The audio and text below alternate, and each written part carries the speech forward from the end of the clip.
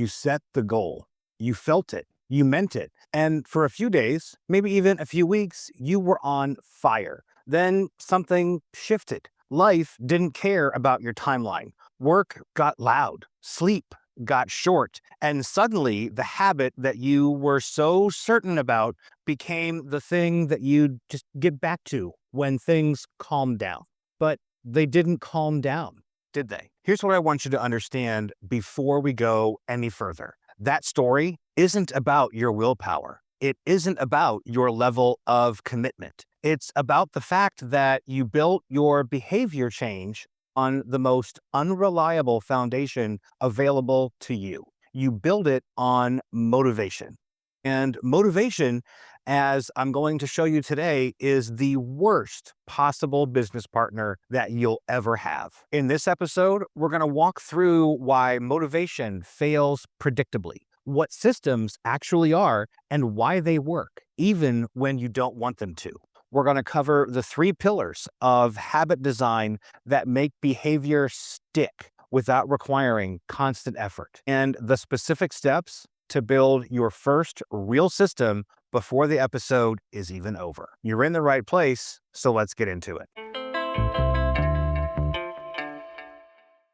I want to tell you about a pattern that I've seen play out across organizations, across roles, across industries. It doesn't matter if you're running a small business, leading a team of 50, or just trying to build better habits as an individual. The story is almost always the same. Someone decides to make a change. Maybe it's a professional development goal. Maybe it's a health habit. Maybe it's a commitment to being a more consistent leader. The intention is real. The desire is genuine. Day 1, they're unstoppable. Day 5, they're solid. Day 10, life starts pushing back. And somewhere between day 12 and day 20, the behavior starts slipping. Not because they stopped caring, because they stopped feeling it. The gap between caring about something and feeling like doing it, that's the gap that kills most goals. And almost everyone tries to close it the same wrong way. They try to generate more motivation. They'll reread the book. They'll rewatch the inspiring video. They'll set more reminders and make more notes that they make bigger and more dramatic so that the stakes feel higher. And maybe it works for a day or two, but the underlying problem hasn't changed. They're still running on an emotional fuel source that has a leak in the tank. So we need to define what motivation actually is. And let's be precise about this, because motivation gets romanticized often in ways that actually make it harder to use well. Motivation is an emotional state. Specifically, it's a temporary increase in willingness to act toward a goal. Now, that's useful and that's real, but emotional states are, by definition, transient. They come and go based on things like sleep quality, stress levels, blood sugar, the last conversation that you had, and honestly, whether the weather is good or not. None of those things care about your goals and your desires. The brain science here is actually pretty clear. When you encounter a new goal, your brain releases dopamine. That dopamine is responsible for the drive and the excitement that you feel at the start of something new. But the brain habituates quickly. The thing that was new and exciting on day 1 isn't new and exciting on day 20. The dopamine signal just fades. And without the neurochemical tailwind, the behavior just starts to feel like work. Now, this isn't a character flaw. It's just how brains work. The problem is that our culture has spent decades telling us that if we aren't motivated, it's because we didn't want it badly enough. That narrative is just plain wrong. And it's not just wrong, it's actively harmful. It makes people feel like personal failures when they're actually just experiencing a completely normal neurological process. Here's a specific profile that I want to talk about because it might be uncomfortably familiar for more than one of you. High performers. They tend to have an unusually strong ability to generate short bursts of intense effort. They've built entire careers on it. When something matters, they push, they stay late, they go hard, they deliver. And because that pattern works in the short term, they assume that it works for habits as well. And here's the hard truth, it doesn't. And here's why. Short term, intense effort is a sprint strategy. Habit formation is a marathon. The same qualities that make someone a strong performer in a crisis, things like the ability to override discomfort, or to push through fatigue, or to sustain focus under pressure, actually work against long-term habit formation when they are applied the wrong way. That same high performer sets a standard so high that anything less than perfect feels like absolute failure. When they miss a day, they don't just scale back, they abandon. The mantra is, if I can't do it right, I won't do it at all. And that all or nothing thinking is the enemy of consistency. And consistency is the only thing that actually builds a habit. There's a cognitive bias that researchers call the planning fallacy, and it describes our tendency to underestimate how long tasks will take and overestimate our future motivation and energy. You build the plan assuming that you'll have the same drive and determination on day 30 that you had on day one. You schedule the habit for 6 a.m assuming that you'll feel like a 6 a.m. person 3 weeks from now after a rough stretch at work. And let's be honest, you won't. Or at least you can't count on it. This is why detailed plans so often fail. Not because the plan was wrong, but because the plan was built for the best version of you. And the best version of you isn't available every single day. Real systems account for the bad days. They're built for the version of you who's tired, who's stressed, and who's running on 3 to 4 hours of sleep. Let me describe something else that probably sounds familiar to most of us, and we'll call it the calendar trap. You block the time out on the calendar, you set the reminder, you write the goal in the notes, Tuesday, 7 a.m., 30 minutes of professional development or whatever else it is. You feel good about it. You made a commitment. And then Tuesday at 7 a.m. arrives. The reminder goes off. And then you don't have the material pulled up. You don't know exactly what you're supposed to be working on. The laptop takes 2 minutes to boot up. And by the time it's ready, you've already checked 3 emails and your brain is somewhere else entirely. That calendar entry was not a system.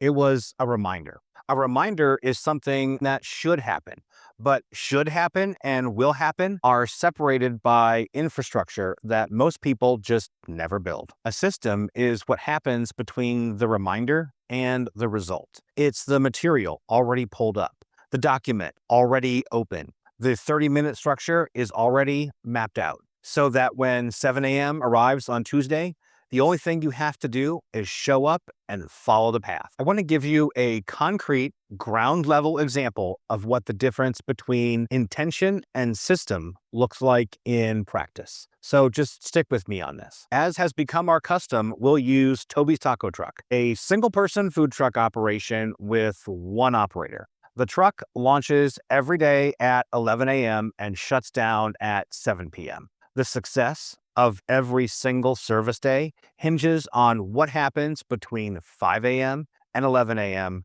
during prep. In the early days of the food truck, prep was driven by energy and enthusiasm. A good morning, sharp knives were already in place. Portion control was tight. Setup is beautiful. Now, a rough night, there were disorganized containers, slower line speed, more mistakes. The food itself was always good, but the execution was inconsistent. Customers couldn't predict what version of the taco truck they'd get on any given day. So the turning point wasn't a new recipe or a better ingredient supplier. It was a laminated checklist mounted inside on the truck door. Every prep step was in sequence. Every ingredient was assigned a container position. Every tool was returned to a specific location after its use. The opening routine was scripted to the minute. From that point forward, The quality of the service was no longer correlated with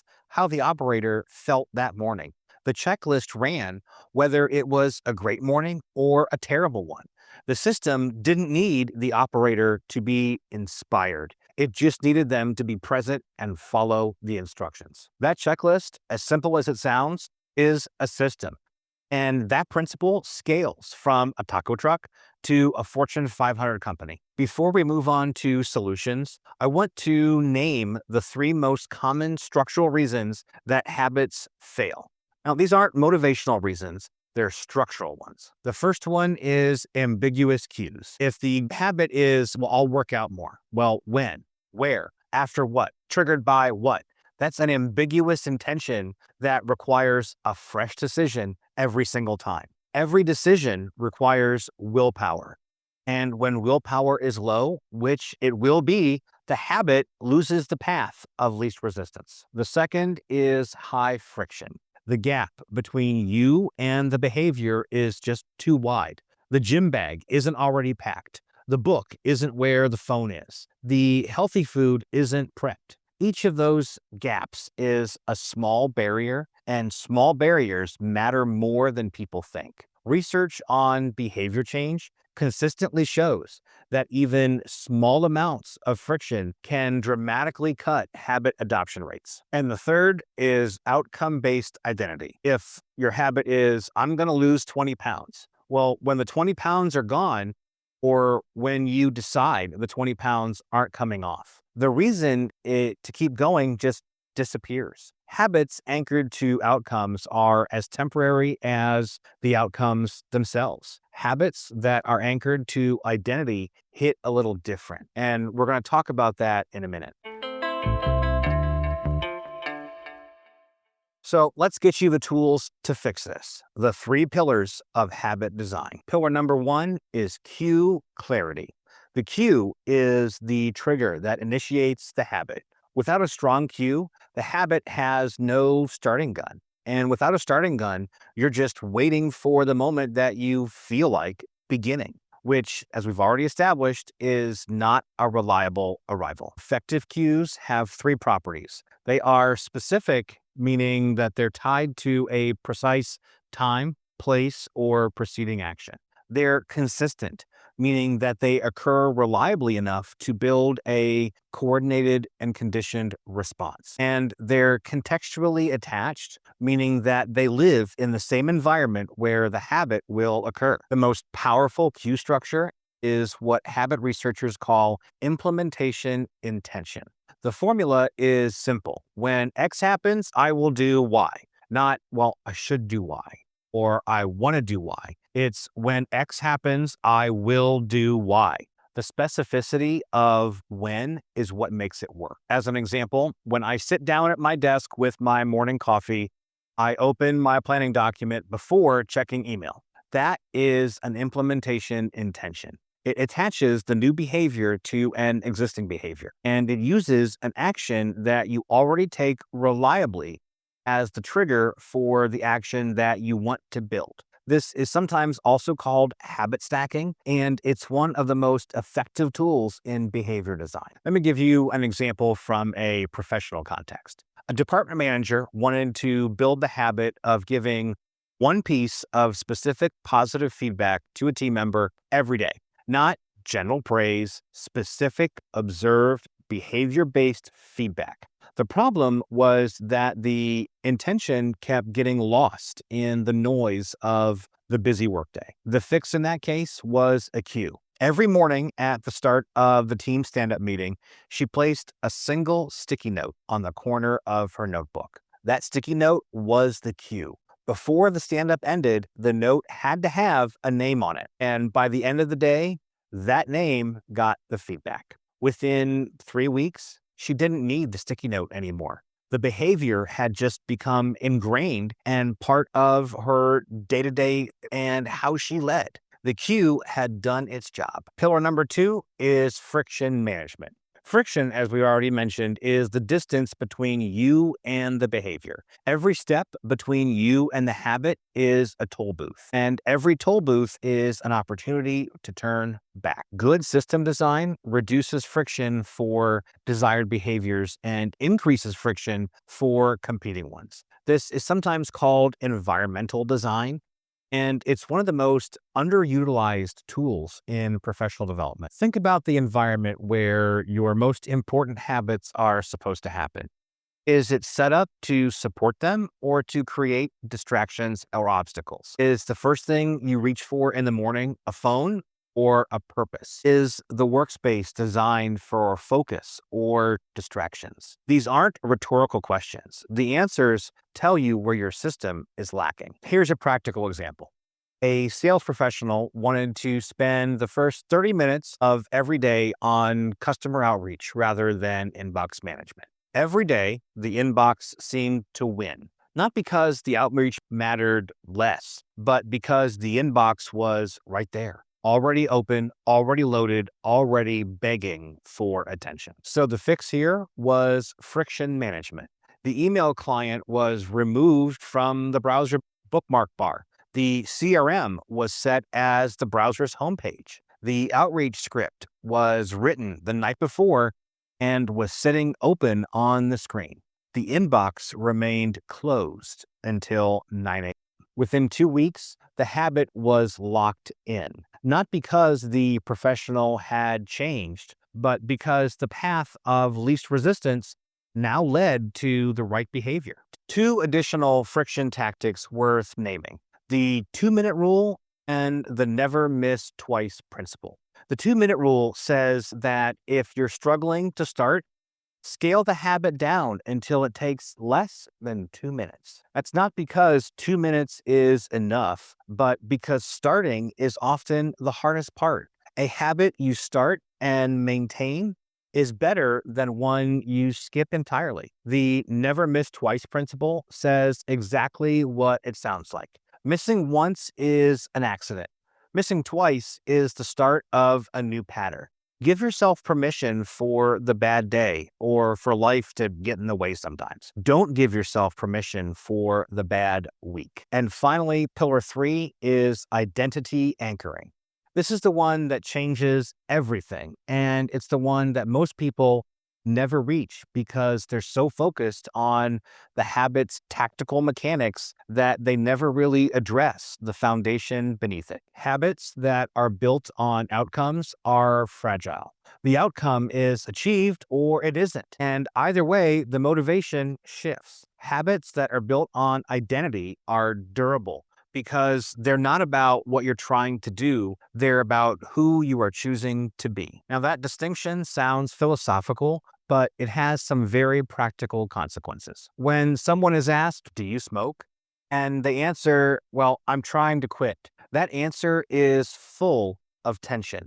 It implies that somewhere inside of them, the smoker still exists and is being suppressed. But when someone answers plainly, "I don't," there's no tension. The behavior doesn't match who they are. There's quite a bit of research out there on this already, and James Clear writes extensively about this in the context of habit formation.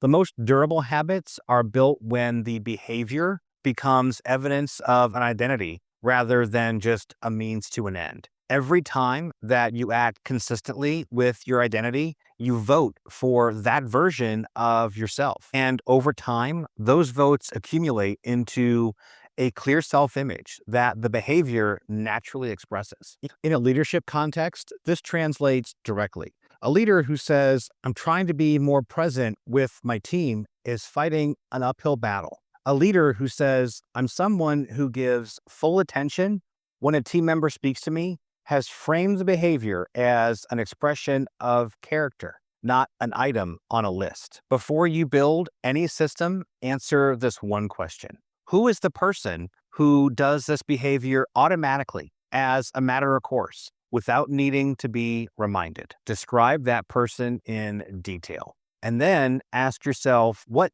that person's daily habits look like. Build toward that identity, and the individual habits become a natural expression rather than isolated behavior that you're trying to force. I want to give you a complete framework that you can start using today on the habit that you've been trying to build and keep failing at. Not eventually, today. Step number one is to name the cue. What specific event, time, or action will trigger the behavior? It needs to be something that happens reliably, something already in your environment. Connect the new behavior to that anchor point. Write it out in the when X, I will Y format, and then put it somewhere visible. Step number two is to reduce friction. What is the smallest version of this behavior that still counts? If the full habit is 30 minutes of writing, can you start by opening the document and writing a couple sentences? If the full habit is a full morning workout, can you start by just putting on the shoes? Scale the habit down until starting is effortless. Extension follows naturally. Then take a look at your environment. What's making this hard? What obstacle consistently appears between you and the behavior? Remove it or work around it. Set up your environment tonight for the version of you who will be tired tomorrow morning. Step number three is to anchor the identity. Write this out. I am someone who insert behavior because insert value. Keep it honest and keep it specific. I am someone who prepares for every one-on-one meeting because I believe that my team members deserve my full attention. That right there is an identity statement. Put it where you'll see it when the habit fires. Step number four is to close the exit. What usually causes you to skip the habit? And be honest. Is it checking email first? Is it a busy morning that makes the habit just feel optional? If your justification is that you'll make up for it later, find the off-ramp and remove it. And don't remove it with willpower. Remove it with structure. If you check your email first, make your email inaccessible until the habit is complete. If busy mornings often derail you, prep everything the night before so there are zero decisions to make. I want to leave you with something that is easy to understand intellectually and surprisingly hard to appreciate emotionally until you've experienced it. A 1% improvement in anything is nearly invisible on any given day. You can't feel the difference between today and yesterday if you've improved whatever it is by 1%. But compounded over a year, a 1% daily improvement produces a result that is 37 times better than where you started. Not 37%, 37 times better. The math exercise there is the easy part. The hard part is staying with the system on the days when you can't see or feel the progress. The habit that's been running for 3 weeks with no visible results is building something. The consistency itself is the asset being built. This is why systems outperform motivation over time. Motivation fluctuates. Consistency compounds. And consistency only comes from systems that run regardless of how you feel on any given day. Here's what I want you to take from this particular episode. Motivation is real and it's useful. It'll show up sometimes and carry you further than you expected, but it's not a foundation. It's a tailwind when it's there and an excuse when it isn't. Systems, on the other hand, are different. A system doesn't ask how you feel. It just runs. And if you design it well, it produces results that compound over time into something that looks from the outside like exceptional discipline or an unusual amount of willpower. But from the inside, it just looks like Tuesday. It looks like following the path that you already laid out. Build the system, let it run, and trust the process enough to stay with it on the days when you can't see the progress. I'm Toby Hoy. Thanks for spending some time with me today on Toby Talks. You can find everything, the blog, the podcast episodes, the social links, everything at toby-talks.com. If this episode was useful, please share it with someone who's stuck in the I'll start Monday cycle. it might be the most practical thing you do for them all week.